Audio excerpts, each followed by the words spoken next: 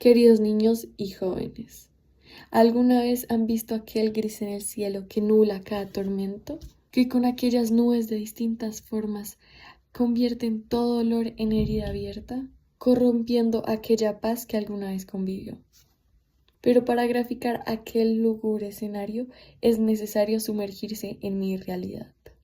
Entre villa y villa, entre árbol y árbol, un gris amanecer cubre de punta a punta la mañana. Una mañana donde aquellas llagas expuestas que yacían en una dolorosa cicatrización se abren abruptamente por las gotas que descienden del ya saturado y notablemente nublado cielo.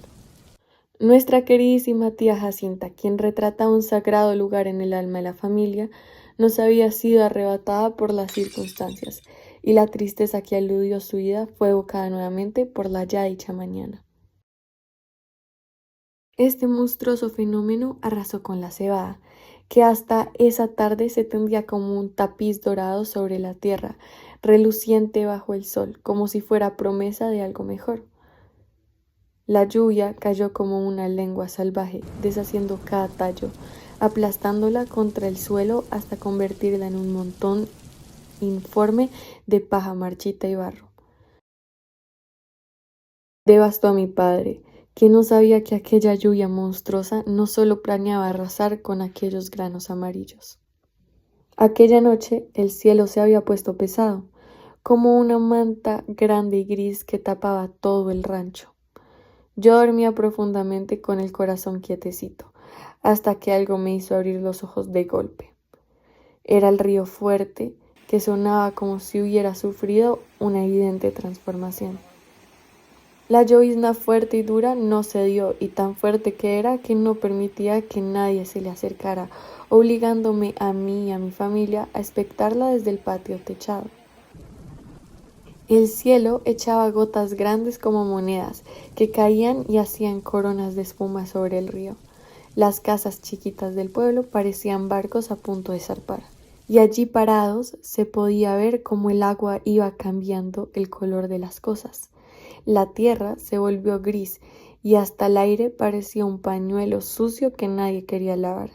Olía a tierra mojada, a ramas partidas y a un barro triste que se pegaba en los pies aunque uno no se metiera al agua.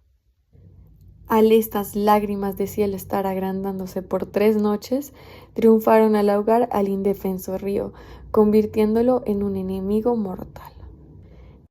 El río estaba bajando por el camino como una serpiente gorda y rabiosa.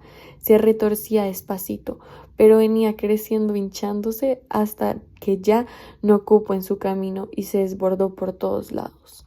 Por un lado, el agua se estaba metiendo sin pedir permiso en la casa de la mujer que llamaban Tambora. Entraba a toda carrera, desbordada y turbia, chapaleando por el corral como un animal salvaje, y salía disparada por la puerta en chorros espesos cargados de barro y ramas. La tambora iba y venía descalza, con la falda recogida hasta las rodillas, cruzando lo que antes era su patio y ahora parecía un pedazo de río sucio y agitado. Con los brazos estirados y los ojos abiertos de miedo, iba empujando a sus gallinas, espantándolas a gritos para que encontraran refugio en algún rincón donde la corriente no pudiera alcanzarlas. Las pobres aves corrían de un lado a otro con las alas mojadas y pegadas al cuerpo, sin entender a dónde huir. Y del otro lado, justo cuando el río se dobla como una serpiente cansada, ya no estaba el tamarindo de mi tía Jacinta. Ese árbol había estado allí desde siempre, con su sombra grande y sus ramas llenas de verde. Pero ahora no quedaba nada. El río en su enojo se lo había llevado quién sabe desde cuándo, arrancándolo como si fuera una hojita de papel. Dicen que cuando el tamarindo desaparece es porque la creciente es la más grande de todas. Y así lo supimos, porque donde antes se veía el árbol parado y fuerte, ahora solo había agua turbia dando vueltas sin parar. Y el solar de mi tía se veía vacío como si hubiera perdido su corazón. Esa tarde mi hermana y yo volvimos al borde del río. Queríamos ver cómo aquella montaña de agua seguía creciendo. Se veía gruesa y oscura, como si el cielo hubiera caído entero allá adentro. El agua ya pasaba por encima del puente y parecía que se lo iba a tragar completito. Nos quedamos ahí sentados mucho rato, con las piernas colgando, mirando cómo el río seguía bajando pesado como una gran culebra de lodo. Después subimos la barranca porque queríamos escuchar lo que decía la gente.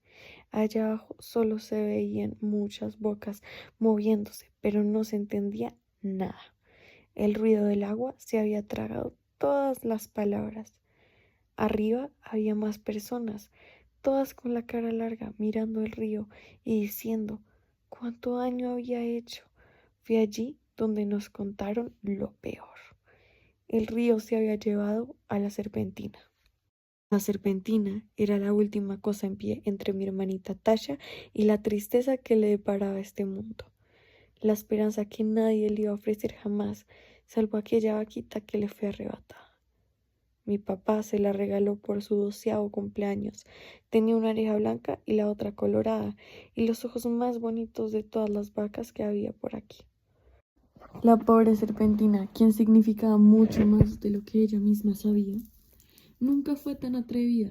La pobre siempre al dirigirme a ella debía tomarme yo el trabajo de despertarle, ya que el sueño era supuestamente invasivo en ella, retratando una sin vida, cómoda y suave almohada, la que debido a su falta de vida no se molestaba en moverse. Y tal como un árbol viejo que sin apuro deja caer sus hojas al suelo, ella soltaba un hilo de viento tibio que acariciaba el silencio como toda una vaca. Puede ser que la serpentina despertó justo cuando el agua fría le empujó fuerte en las costillas.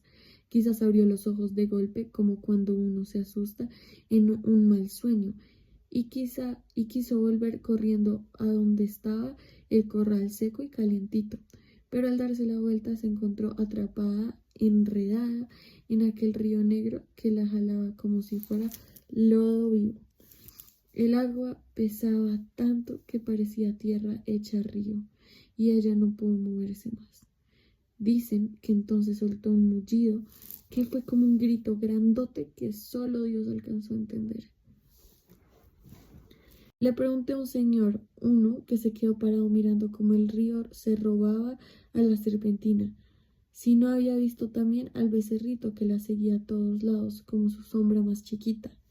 El hombre se quedó callado un momento, como pensando si había soñado lo que vio. Luego dijo que no sabía, que el agua venía tan llena de cosas que no era fácil saber si lo que flotaba eran ramas, piedras, animales o recuerdos. No más me acuerdo, me dijo, que la vaca pasó panza arriba, dando vueltas como un trompo descompuesto. Después se hundió despacito sin hacer ruido, como si nunca hubiera existido. El hombre me contó que el río iba lleno de árboles caídos, de esos con raíces largas que parecían dedos, y que él andaba ocupado rescatando troncos para hacer leña. Por eso no supo decirme si el becerrito también andaba por ahí, enredado en el agua. Ahora nadie sabe si el pequeño se quedó llorando en alguna orilla o si se dejó ir detrás de su madre río abajo, buscando ese lugar donde descansan los que se pierden. Si fue así, que el cielo les dé cobija a los dos. La casa, el aire se sentía pesado, como si estuviéramos esperando que algo malo pasara, aunque ya hubiera pasado todo. Que Tasha, mi hermana, se quedó sin nada. Papá había criado a la serpentina desde que era una vaquita flaca y temblorosa, como si fuera una esperanza con patas. Se la regaló a Tasha para que tuviera un futuro asegurado, algo propio, algo que la cuidara de la tristeza y la pobreza que tantas veces le han torcido el camino a la gente de por aquí. Papá dice que nuestras 2 hermanas mayores se echaron a perder porque crecimos en la miseria y que ellas, como ramas rebeldes, que desde niñas contestaban mucho y nunca se quedaban quietas. Después, cuando ya fueron grandes, se dejaron llevar por hombres malos, que les enseñaban a silbarle al viento y a responderle a la noche. Se iban y venían, hasta que un día papá se cansó de esperarlas y las echó del rancho.